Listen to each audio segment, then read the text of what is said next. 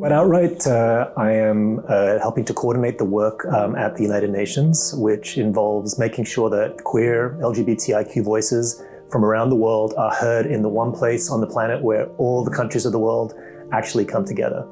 So it's crucial that we make sure that the most marginalized people of diverse sexual orientations, gender identities, expressions, sex characteristics, these people who are not heard in their home countries actually get heard in the halls of power that we find here in New York City. Outright has been working at the United Nations for decades. It has been working from the very first moments when lesbian voices, gay voices, trans voices got their message into the spaces of the United Nations and started to make diplomats, representatives of governments just hear who we are. Over the years, that work has grown phenomenally, from a few small meetings to now whole resolutions being passed, which actually exist to protect the rights of LGBTIQ people from around the world. Outright has been there every step of the way, working in the various different UN meetings that happen, such as the High-Level General Assembly,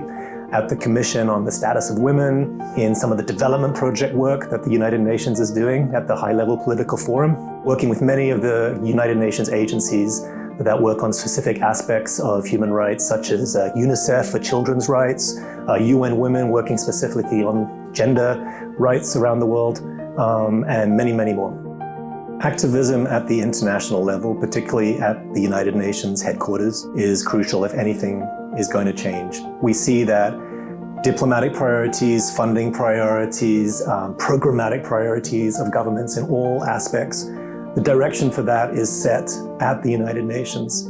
And when we don't have activists in these spaces, it does not include us. We have to be at those seats. We have to have lesbian, trans, bisexual, gay, intersex voices at the table in order for their expertise to be heard, for their voices to be heard, and for the United Nations to therefore be making the right progress,